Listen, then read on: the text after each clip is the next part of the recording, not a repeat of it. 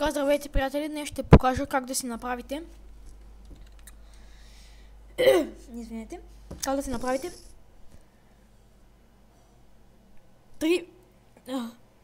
всъщност един безплатен скин на Лига на извинете. Значи аз знам как да си вземете 3 скина.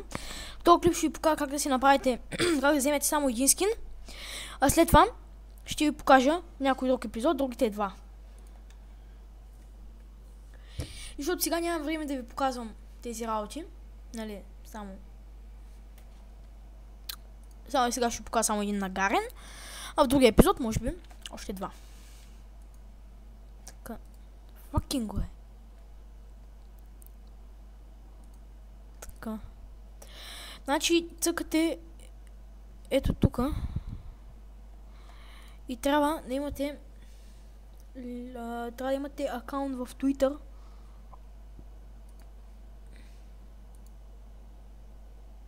Да, ето тук цъкате. Тук.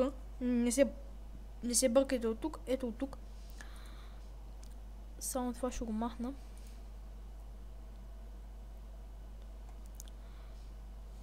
Ето тук и ще ви излезне това. Вчера е малко всъщност. Това какво е? Как са тя работи? Ето. Да, ето това трябва да ви излезне. Помощаване на положение. Така помощавате. Трябва да си направите акаунт. Аз имам акаунт. Вие трябва да си направите акаунт. След като си направите акаунт, ще ви даде кода. И след като ви даде кода, тук има опътване, как обаче то няма да ви е нужно, защото нали така. Копирате си кода. Вие моят код няма как да го използвате, защото аз вече първо съм го използвал и тогава, нали, естествено ще кача видеото и може би от това ще го видите ви. Така че трябва да си вземете и вашия код. Този би трябвало да е също, обаче ей тук цифрите, всичките цифри, които са вътре в кода, ще са различни. Или ще са разбъркани, или ще са различни. Така, копирате кода и след това влизате в лигата. Влезете в стора. След това има тук едно човече, дето в него трябва да влезнете.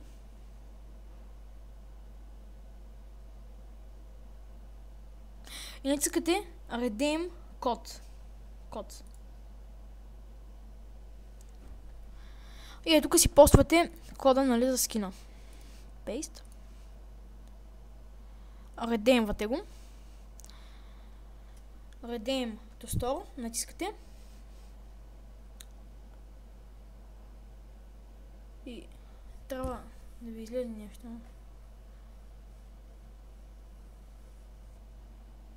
Сега ще пробваме пак.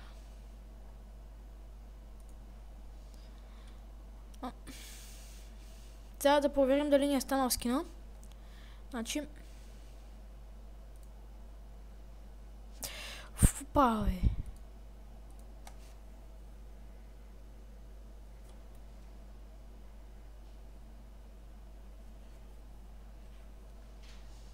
History, Champions, значи... Чин, къде бях? Сега ще трябва да ги претърсам, аз много време съм. Champions.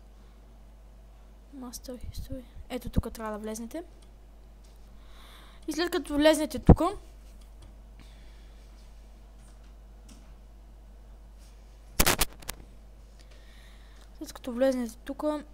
къде беше то Гарен? Ето го, да, Гарен.